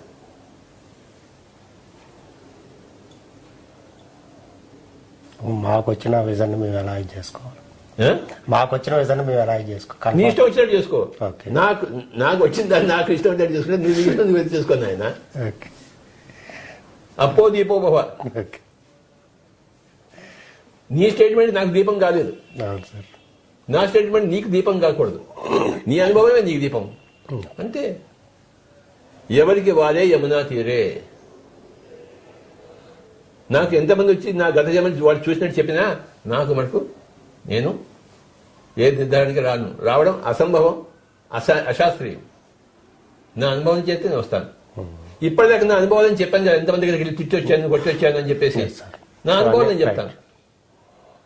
నా అనుభవం నుంచి నేను తప్పకుండా చెప్తాను, నాకు ఇది జరిగింది, నాకు నచ్చలేదు, ఆ ఆసనం నాకు నచ్చలేదు, ఓషో థర్డ్ ఐ గురించి మాట్లాడకపోవడం నాకు నచ్చలేదు. ఓషో కాదు, సిఎస్ఐ సొసైటీ వాళ్ళు ఓషోని తిట్టడం నాకు నచ్చలేదు, బ్రహ్మకుమారేశ్వర వాళ్ళు త్రాతకం చేయడం నాకు నచ్చలేదు. నచ్చలేదు ఏం చేస్తామయ్యా? ఆ విపాసన సెంటర్లో గోయింకా అందరిని పీకుతుంటే నాకు నచ్చలేదు. ఉప్పలూరు గోపాలకృష్ణ మధ్య రమణ మహర్షిని తిట్టడం నాకు నచ్చలేదు. పో. మహేష్ యోగి మంత్రులు నాకు నచ్చలేదు. ఏం చేసుకుంటావు? చేసుకోపో, రిపోర్ట్ చేసుకో మహేష్ యోగికి. సిఎస్ఆర్ ఆ పూజలు నాకు ఇష్టం లేదు అంతే. నాకు ఇష్టం వచ్చింది నేను చేస్తాను. ఆయన ఇష్టం లేకుండా ఎలా చేస్తాడా? భగవద్గీత ఏం చెప్పాడు? యథా ఇచ్చేసి తథాకుడు అన్నాడు కదా, అనలేదా? నేను చెప్పినట్టు నువ్వు చెయ్యి అన్నాడా? మరి వాడికి తెలిసినట్టు వాడు చేశాడు మహేష్ యోగి, ఓషోకి తెలిసినట్టు ఓషో చేశాడు. లోక్సంగ్ రంప యూపరి వాడి పుస్తకంలో అన్ని బాగా చెప్పి చివరి చాప్టర్లో మాంసం తినమని చెప్పాడు లోక్సంగ్ రంప. నేను ఒప్పుకుంటానేంటి? నువ్వు ఒప్పుకుంటావా? కానీ లోక్సంగ్ రంప అంటే గొప్ప యోగే మాంసం తినమని చెప్పాడు, ప్రోత్సహించాడు. నేనేం చేశాను? ఆ తర్జుమా చేసినప్పుడు తెలుగులో ఆ చాప్టర్ తీసి పడేశాను. ఆయన రాసిన పుస్తకంలో ఆ చాప్టర్ ఉంది, నేను తర్జుమా చేసిన ఆ పుస్తకం ఆ చాప్టర్ లేదు. నాకు అది నచ్చలేదు అంతే. ఆయన చెప్పిన దాన్ని నువ్వు కౌంటర్ చేస్తావంటే నా ఇష్టం, నాది. ఎవడు ఏది చెప్పినా కూడా మాంసం తినమని చెప్పినా నేను మాసం ఖచ్చితంగా చెప్పను, అది నాకు ఇష్టం లేదు. మా అన్నగారే మాంసం తింటే మొదలుపెట్టాడు హాంకాంగ్కి వెళ్ళి. ఒకరోజు ఏంటంటే హాంకాంగ్ వెళ్ళాను 1987లో, 2 నెలలు సెలవు మీద. మా అన్నగారు అంటే నాకు ప్రాణం. ఆయన రాముడు, నేను లక్ష్మణుడు. నీకు రామలక్ష్మణుడు కథ తెలుసా నీకు? రామాయణం తెలుసు. రాముడు ఎలాంటి వాడు, లక్ష్మణుడు ఎలాంటి వాడు? అలాంటి వాడు నాకు మా అన్నగారు. ఆయన రాముడైతే నేను లక్ష్మణుడిని. ఆయన దూకమంటే దూకుతాను. కానీ ఒక రోజు ఏమైందంటే ఆ హాంకాంగ్లో 1987లో, హాంకాంగ్ తెలుసా నీకు? హాంకాంగ్ అన్ని బాగానే ఉన్నాయి, రోజు బాగానే, అన్ని బాగా నవ్వుతూ అన్ని బాగున్నాయి. ఒక రోజు ఏమైందంటే ఆ ఫ్రిడ్జ్ తీసి చూశాను, ఇంత పెద్ద మాంసముద్ద దొరికింది, కనబడింది నాకు. అంతే, నా హృదయం పగిలిపోయింది. మా సొంత రాముడు మా అన్నగారు నన్ను పెంచి పెద్ద చేసిన అన్నగారు మాంసం తింటున్నాడా ఈ బ్రాహ్మణ కులంలో బట్టి నా తల్లి నా తండ్రి దగ్గర పుట్టేసి ఎలా ఉంటుంది చెప్పా. ఇంట్లో ఉన్న ఫ్రిడ్జ్లో ఇంత పెద్ద మాంసం ముద్ద ఉంటే నా వల్ల అవుతుందా? కట్, నో రాముడు, నో అన్నగారు, అయిపోయింది, దాంతో అయిపోయింది, ఆ చాప్టర్ అయిపోయింది. అంతకుముందు అన్నగారు ఓయబ్బా రాముడు, నేను లక్ష్మణుడిని. రామాయణంలో రావణవధ జరిగినప్పుడు నా జీవితంలో రామవధ జరిగింది. రాముడిని ఎవడు వధించాడు? లక్ష్మణుడు. కత్తితో వధించలేదు, హృదయంలో రాముడిని చీల్చి చెండేశాడు. ఇక్కడ లేడు ఇంకా. అంతవరకు హృదయంలో ఆంజనేయుడి హృదయంలో రాముడు ఉన్నట్టు ఉండేవాడిని, నా హృదయంలో వాళ్ళ అన్నగారు ఉండేవారు. కానీ ఎప్పుడైతే ఆ మాంసం ముద్ద చూశానో అయిపోయింది కథ. గతం గత. వాడు నా అన్న కాదు, వాడు రాముడిని వాడు. ఎవడైనా అంటాను నేను మాంసం తినేవాడని, వాడు అని అంటాను, వాడు అని అంటాను ఏంటి?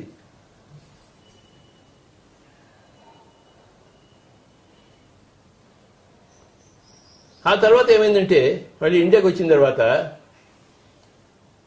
మా అన్నగారి పిల్లలు ఉన్నారు, వాళ్ళు నా దగ్గరికి వచ్చేవారు. వాళ్ళకి నేను ఆటోమేటిక్ రేటింగ్ ఇవన్నీ నేర్పించేవాడిని.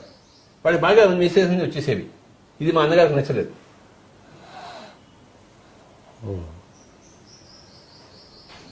వాళ్ళని నా వైపు తిట్టుకుంటుందని చెప్పేసి మా అన్నగారికి నా మీద కోపం వచ్చింది. ఎందుకంటే లోపల ఆయన కడుపులంతా మాంసం ఉంది కదా, సొంత లక్ష్మణుడి మీదే ఆయన కోపం వచ్చింది. కోపం చేసాడు, వాళ్ళ పిల్లల్ని నా దగ్గర రాకుండా చేశాడు. వాళ్ళు కూడా మాంసం పెట్టడం మొదలుపెట్టాడు. ఇంకేముంది కథ? ఆ ఫ్యామిలీ నాకు దూరం అయిపోయింది. మా వదిన గారు మేడం గారికి సొంత అక్క, కానీ ఆ ఫ్యామిలీ నాకు దూరం అయిపోయింది. నా సొంత అన్నగారి ఫ్యామిలీ, ఆ పిల్లలు ఇద్దరిని పెంచి నేను పెద్ద చేశాను, ముగ్గురిని, నాకు దూరం అయిపోయారు. నో ప్రాబ్లం, మనకేం ప్రాబ్లం లేదు. మాంసం తిననివాడే నా వాడు, మాంసం తినేవాడు అస్మదీయుడు కాదు, తస్మదీయుడు. ఇంటింటి కథ ఇంత ఉంటుంది ఆయన. ఏం చెప్పమంటావు?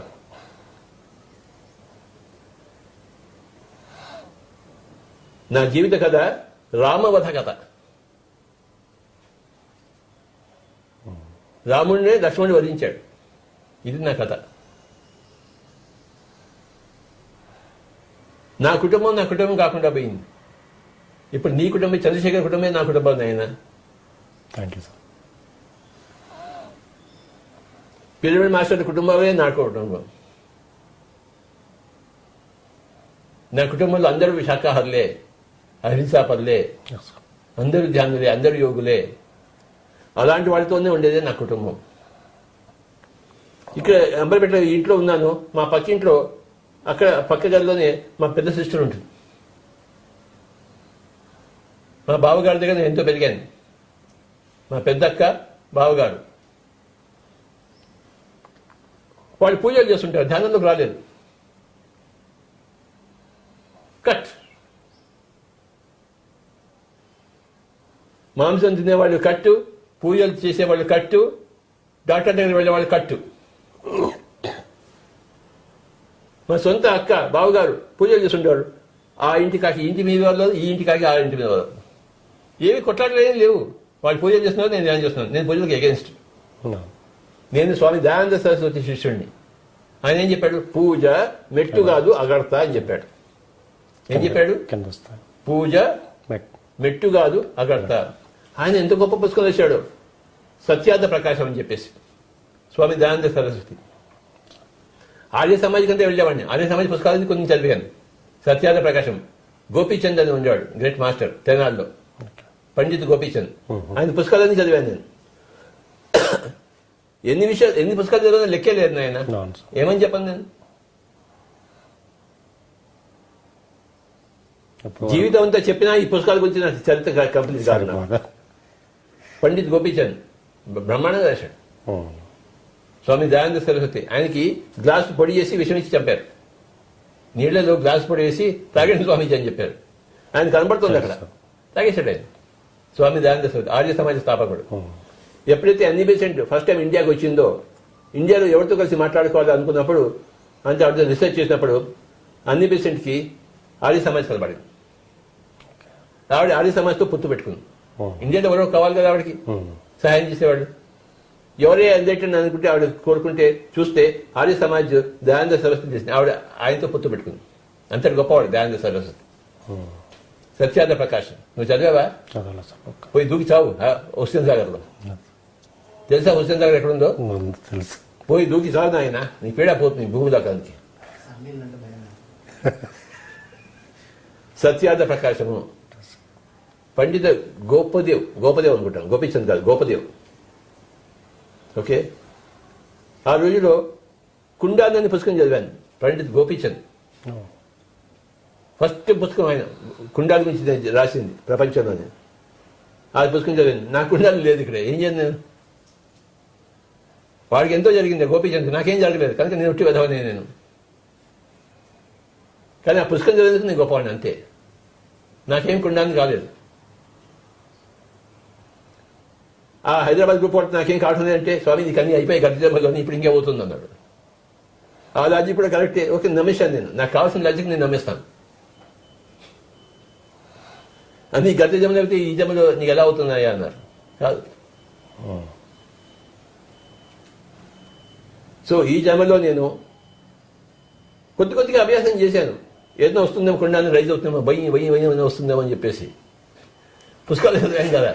బొయ్యి లేదు, బయ్యి లేదు. ఎంతసేపు కూర్చోను నేను. చివరికి నిర్ధారణకు వచ్చాను, నేను కుండాన్ని రైజింగ్ కోసం లేను, పక్క వాళ్ళ కుండాన్ని కోసం నేను ఉన్నానని చెప్పేసి. అందరి కుండాన్ని తెచ్చేది, నా ఒకటి నా తప్ప. ఫేట్ ఏం చేస్తాం? వాడి కుండాన్ని రాసుకొచ్చాను, నేను రాసుకుని రాలేదు. వాడికి వాడి ప్లాన్ కరెక్ట్, నాకు నా ప్లాన్ కరెక్ట్ కదా అని ఒక లాజిక్ ఉంది ఇక్కడ. వాడికి వాడి ప్లాన్ కరెక్ట్ అయినప్పుడు నాకు నా ప్లాన్ కరెక్టే అవుతుంది. నేను నా ప్లాన్లో ఉన్నాను. ఏంటి? కొత్త పుస్తకాలు చూడము, అందులో 10 మంది చేరేసింది చెప్పడము. నా బోధనే నా సాధన. బోధన అనేది పెట్టాను, ఊర్లో పెట్టాను కదా. నా సాధన ఏమిటి? నా బోధనే నా సాధన. టైం అయిపోయింది నాయన. ఊరికే నీతో పెట్టుకున్నాను ఇవాళ. థ్యాంక్ యూ సార్, చాలా మంచి విషయాలు చెప్పారు. ఎన్నో తెలియని విషయాలని మనం ఈరోజు పత్రిక ద్వారా తెలుసుకోవడం, ముఖత వారితో తెలుసుకోవడం జరిగింది. మరి ఇంతటి గొప్ప అదృష్టం మనకి కలగటం చాలా అదృష్టం. మరి ఎన్నో కార్యక్రమాలు ఎన్నెన్నో లెక్క లేకుండా ఉన్నాయన్నమాట. మన ఈరోజు లాక్డౌన్ అన్న పేరే కానీ ప్రతి వాళ్ళు వాళ్ళ ఇంటి నుంచే వాళ్ళు ఎన్నెన్నో కార్యక్రమాలు చేస్తూ ఉన్నారు. అట్లాగే జూమ్ కార్యక్రమాలు, జూమ్ యాప్ ద్వారా వాళ్ళు డిజిటల్ యజ్ఞాలు చేయటము, అలాగే డైలీ క్లాసెస్ చేయటము. మరి పత్రిక హైదరాబాద్ ఎప్పుడు పెడతావా డిజిటల్? హైదరాబాద్కు మరి ఈ రోజే పత్రిక గారు ఇవ్వటం జరిగింది, చెప్పడం జరిగింది. మరి భాగ్యనగర్ మహిళా డిజిటల్ ధ్యాన యజ్ఞం 2020 జూలై 4వ తారీఖున ఉదయం 9 గంటల నుంచి సాయంత్రం 7 గంటల వరకు ఈరోజే మనం లాంచ్ చేస్తున్నాం దీన్ని. మరి జూలై 4వ తారీఖు డిజిటల్ ధ్యాన యజ్ఞం చేసుకోబోతున్నాం. గురు పౌర్ణమి సందర్భంగా జూలై 4వ తారీఖు. జూలై 5 గురు పౌర్ణమి ఉంది, కానీ నాకు ఆ రోజు ఢిల్లీలో పని ఉంది కనుక మహోదర బాబాజీ తరఫున గురు పౌర్ణమి చేస్తున్నాం కనుక జూలై 4 ఇక్కడ పెట్టుకుంటున్నాం. అలాగే సార్, తప్పకుండా. సాటర్డే. ఓకే ఓకే, చెప్పండి. జూలై 5వ తారీఖు గురు పౌర్ణమి. మరి ఆ రోజున పత్రికారికి వేరే కార్యక్రమాలు ఉండటం వలన మరి మనకి 4వ తారీఖు భాగ్యనగర్ వాసులకి 4వ తారీఖుని ఇవ్వటం జరిగింది. దీంట్లో మరి తెలంగాణ మాస్టర్స్తో పాటు అన్ని రాష్ట్రాల నుంచి కూడా మనం మాస్టర్స్ తోటి ఆ రోజు ఉదయం 9 గంటల నుంచి సాయంత్రం 7 గంటల వరకు ఈ జూమ్ ద్వారా మనం ఈ కార్యక్రమాన్ని నిర్వహించుకోబోతున్నాము. మొట్టమొదటిది భాగ్యనగర్లో ఇది. అలాగే దీన్ని పిఎంసి ద్వారా కూడా లైవ్లో మనం చూసుకోబోతున్నాము. మరి ఈ రోజున మనం ఈ బ్రోచర్ని రిలీజ్ చేసుకుంటున్నాం, దానికి సంబంధించింది. Thank you very much.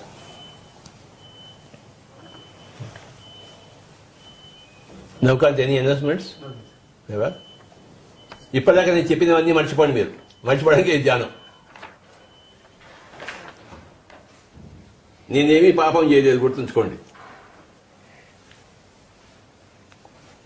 హాయిగా కూర్చుందాము, శ్వాస మీద జాగ్రత్త పెడదాం.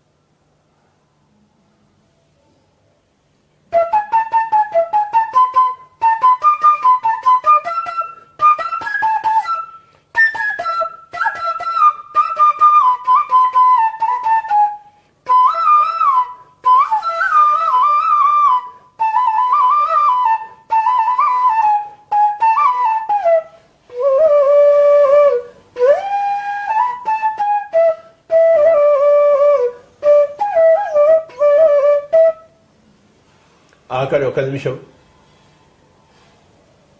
శ్వాస మీద ధ్యాస,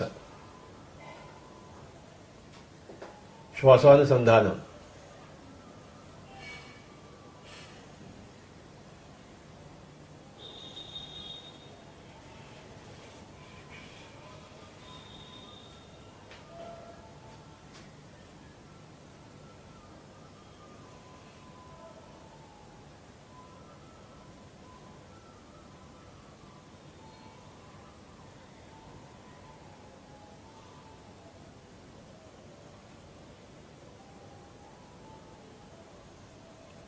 పిఎస్ఎస్ఎంలో అన్నిటికన్నా ముఖ్యమైనది ఆనాపానసతి. నేను తెలుసుకున్నది శాకాహారం, అహింస. మూడవది పిరమిడ్ అద్భుత శక్తి. నాలుగవది ఆధ్యాత్మిక శాస్త్రం. ఎవరి వాస్తవానికి వాళ్ళే సృష్టికర్తలు, ఎవరి దీపాన్ని వాళ్ళే వెలిగించుకోవాలి అన్నదే ఆధ్యాత్మిక శాస్త్రం. అందరూ దేవుళ్లే అన్నదే ఆధ్యాత్మిక శాస్త్రం.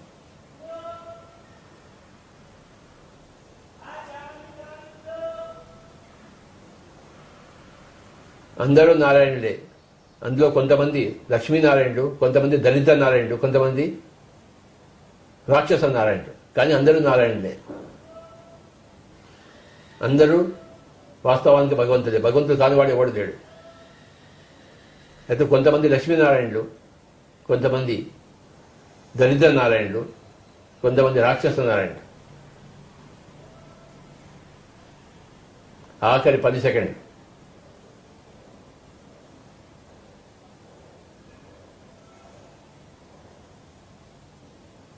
తొమ్మిది, 8, 7, 6, 5, 4, 3, 2, 1, 0. రెండు చేతులు రెండు కళ్ళ మీద పెట్టుకుందాం. My dear friends, 5 seconds. 5, 4, 3, 2, 1, 0. రెండు చేతులు తీసేది ఇక్కడ రెండు తెలుస్తూ